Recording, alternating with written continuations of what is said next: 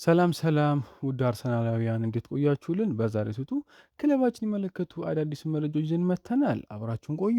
ውድ ቤተሰቦች እንደተለመደው ለቻናሉ አዲስ ከሆናችሁ በቅድሚያ ቻናሉን ሰብስክራይብ በማድረግ ቤተሰብ ሁኑ። አሁን ሁለቱ መረጃዎች አለፍን። አብራችሁን ቆዩ። ሰቦች በዛሬው ስሙ ክለባችን የሚመለከቱ አጫጭር መረጃዎች እናስቀድማለን። ጁቬንቱሶች የጋብሪኤል ጄሱስን ሁኔታ እየተከታተሉ ሲሆን አጥቂው በዚህ የዝውውር መስኮት ላይ ሊሸጥ ይችላል። አርሰናል ጄሱስን እንዲለቅ ጫና እያደረገ አይደለም። ነገር ግን ጁቬንቱስ ሊያዘዋውር የሚችልበትን ሁኔታ እየገመገመ ነው ተነግሯል። ውሳኔው በሚቀጥለው ዘመን የአርሰናል የማጥቃት እቅድ ላይ የተመሰረተ ሊሆን ይችላል ሲል ኒኮ ሺራ ዘግቦታል። ዲዲር ዴሻምፕስ ስለ ዊሊያም ሳሊባ ጠይቆ እንዲህ ሲል ይመልሳሉ። ዊሊያም ደህና ነው እና ቁጥጥር ይደረጋል። ዛሬ መጫወት ቢያስፈልገው ኖሮ ይጫወት ነበር። እሱ ደህና ነው ሲል ምላሽ ሰጥቷል። ኤታን ንዋኔሪ በዚህ ክረምት ሌላ የውሰት ዝውውር ሊዘጋ ይችላል ተባለ። ኒውካስል ዩናይትድ በአሁን ጊዜ የፊርማ ውድድሩን እየመራ እንደሆነ ዘግቧል። የአርሰናል ወጣት በጥር ወር በውሰት ከለቀቀ በኋላ በኦሎምፒክ ዴ ማርሴ አስቸጋሪ ጊዜ አሳልፏል። የፕሪሚየር ሊግ ዝውውር አሁን በእድገት ውስጥ ቀጣዩ እርምጃ እንደሆነ እየተነገረ ይገኛል ተብሏል። ገነርስ ብሎክ በወጣው ዘገባ መሰረት የአርሰናል የቅጥር ኃላፊ በአንድሪያ በርታና በሚኬል አርቴታ የመራ ሲሆን ሁለቱ በቡድን ግንባታ ላይ በቅርበት በመተባበር ይሰራሉ። የአርቴታ የቴክኒክ ራዕይ ከፍተኛ ተጽዕኖ እንደሚያሳድር ይጠበቃል። የቤርታ ሚና ደግሞ በክለቡ የፋይናንስ ገደብ ውስጥ የሚፈልጉትን መገለጫዎች ማቅረብ ነው ተብሏል። የዝውውር ውሳኔዎች በአርሰናል የአመራር ቡድን ጆሽ ክሮንኬ እና ከፍተኛ ክለቡ ባለስልጣናት ጭምር የክለቡ ባለስልጣናት ጨምሮ ሲሆን በጋራ እቅድ አወቃቀር አካል ይወያያሉ። ክለቡ በዚህ ክረምት ፔርሜርሳ ከለቀ በኋላ አዲስ የአካዳሚ አስተዳዳሪ እንደሚሾም ይጠበቃል ሲል ገነርስ ብሎግ አያይዞ ዘግቦታል። ገነርስ ብሎግ በሌላ መረጃ የአርሰናል ተባባሪ ሊቀመንበር ጆሽ ክሮንኬ ፕሪሚየር ሊጉን ካሸነፉ በኋላ ለቡድኑ ቀጣይ እርምጃዎች ከማይክል አርቴታና አንድሪያ በርታ ጋር ውይይት አድርጓል። የክለቡ መልእክት ግልጽ ነው። ዋንጫው የመጀመሪያ ብቻ ነው እንጂ የመጨረሻ አይደለም። ቡድኑ ለማሻሻል አሁንም እቅድ አለ ተብሏል። አርሰናል ወደፊት ስኬቱን ለማስቀጠል በብልህ ምልመላና በተጫዋች ንግድ ላይ የተመሰረተ እንደምን ያምናሉ። ምክንያቱም በከፍተኛ ደረጃ ተወዳዳሪ ሆኖ ለመቆየት ስለሚጥሩ ነው ብሎ ተናግሯል። አርሰናል በ2025 የክረምት ዋንጫ አሸናፊ ቡድን ለመገንባት 268 ሚሊዮን ፓውንድ የጣረ ገንዘብ አውጥቷል። ወጪዎች በደሞዝ እና በጉርሾች ተጨምሯል። ክለቡ ከዚያን ጊዜ ጀምሮ በሽልማት ገንዘብ ገቢ አግኝቷል።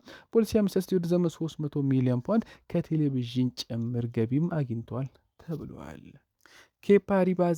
ኬፓ አሪዛባላጋ አርሰናል ለዝውውር የከፍለውን 5 ሚሊዮን ፓውንድ መልሶ ካገኘ እንዲለቅ የሚፈቀድለት ውላሉ ተባለ። ለቁጥር 1 ሚሊዮን ጠንካራ ፍላጎት በሌላ ቦታ ከቀረበለት ግብ ጠባቂው ሊለቅ ዝግጁ። አርሰናል እንደገና ወደ ሌላ ግብ ጠባቂ ገበያ ሊመለስ ይችላል ተብሏል።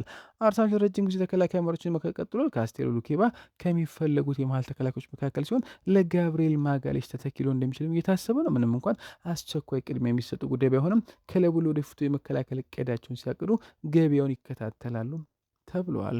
ፋብሪዚዮ ሮማኖ ስለ ሞርጋን ሮጀርስ እና ክለባችን አዲስ መረጃ ይዞ መጥቷል። አርሰናል በሞርጋን ሮጀርስ ላይ ፍላጎት ካላቸው ክለቦች አንዱ ነው።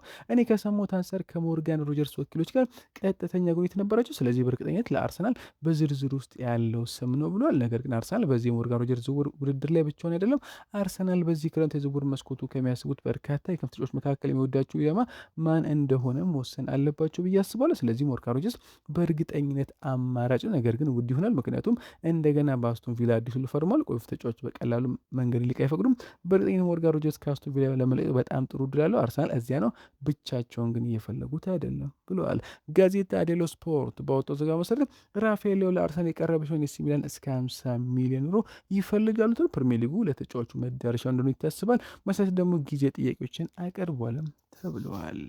ፋብሪዚዮ ሮማኖ ስለ ካላፊዮሪ ዝውውር ጠይቆ እንዲህ ሲል ይመልሳል። ከጥቂት ሳምንታት በፊት ሪያል ማድሪድ ስለ ጣሊያናዊ ተከላካይ መረጃ ሲጠይቅ ከሪካርዶ ካላፊዮሪ ጋር ግንኙነት ፈጥሮ ነበር። አሁንም ለአርሰናል በጣም አስፈላጊ ተጫዋች ስለሆነ በቀላሉ የሚለቅ ተጫዋች አይደለም። ለአርሰናል ካላፊዮሪ በጣም አስፈላጊ የፕሮጀክቱ አካል ነው። ስለዚህ እዚያ ምን እየተከናወነ እንዳለ እንመልከት። ሪያል ማድሪድ ሁለቱንም ቦታዎች የሚሸፍን ተጫዋች ይፈልጋሉ።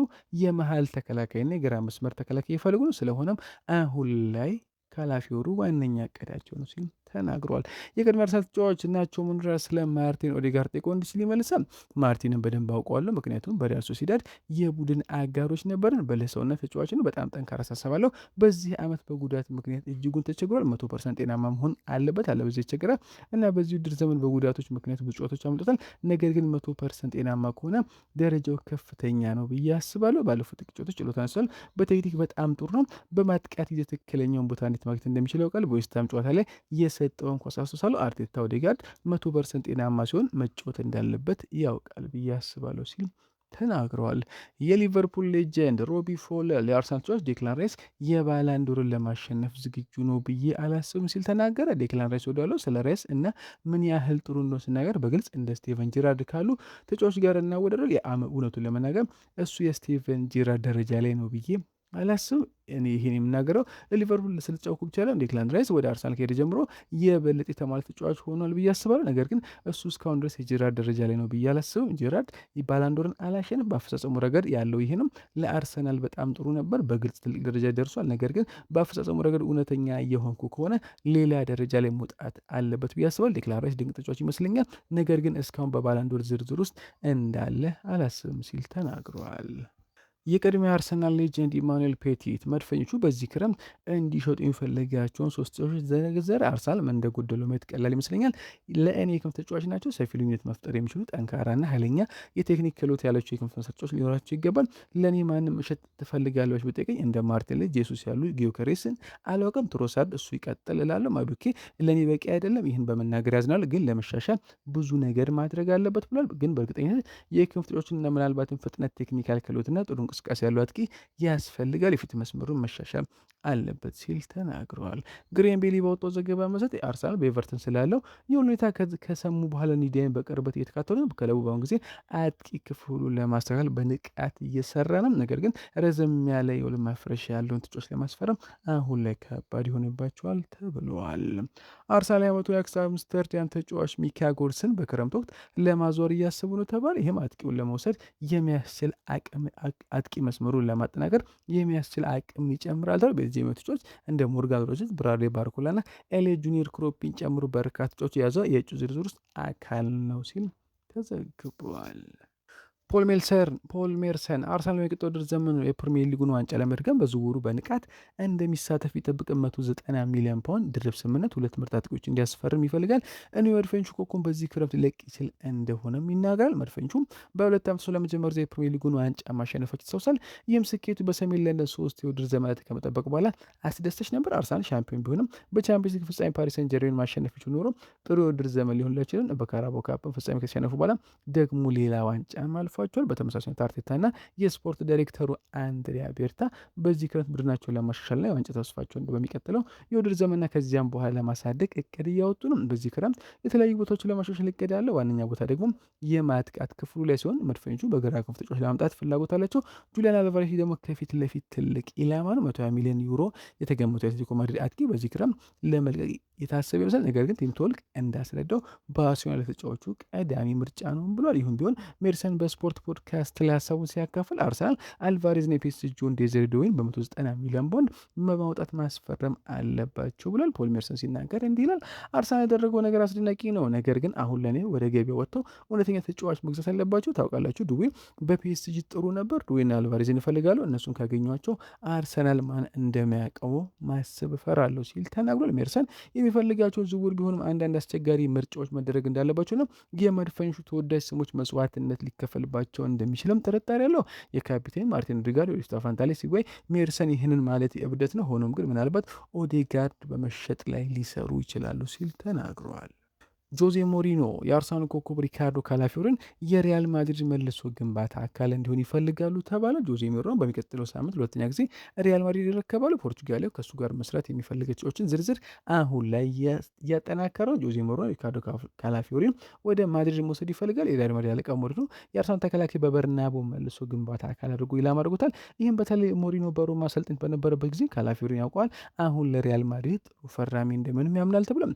ሞሪኖ ኢንተር ሚላን ተከላካይ ዴንዘል ዶምፍሪስ እና ሊቨርፑልን የለቀቀውን ኢብራሂማ ኮናቴን ለማስፈረም ከስምምነት ደርሷል። ኮናቴ በነፃ ዝውውር ለመቀልጸ ዶምፍሪስ ደግሞ 20 ሚሊዮን ፓውንድ ግዢ ያለው። አሁን ሞሪኖ ሌላ ተከላካይ ለማምጣት ገበያ ላይ ይገኛሉ። ጣሊያን ኢንተርናሽናል ካላፊዮሪ በአርሰናል ቡድን ውስጥ በጣም ተወዳጅ አባል ሲሆን ከ2 ዓመት በኋላ ክለቡ ሊጉን ዋንጫ ሲያሸንፍ ዋነኛውም ሰው መሆኑ ይታወሳል። ነገር ግን ካላፊዮሪም ከጉዳት ጋር ተቸግሯል። እናም ሪያል ማድሪድ በዚህ የዝውውር መስኮት የአርሰናል ቁርጠኝነት መፈተን ይፈልጋል። ቄንጠኛው ተከላካይ የግራ ተከላካይ የመሀል ተከላካይ የሆነ መጫወት የሚችል ሲሆን እንዲሁም ከጣሊያን ጋር በመሀል ሜዳ መጫወትም ችሏል። አርሰናል ከፒዮሪ ኢንካፔና ማይልስ ስኬሊ ጋር በዚህ ቦታ ውስጥ በቂ ጥራት አለው። ስለሆነም የካላፊዮሪ ቆይታ አሁን ላይ አጠራጣሪ ነው ተብሏል።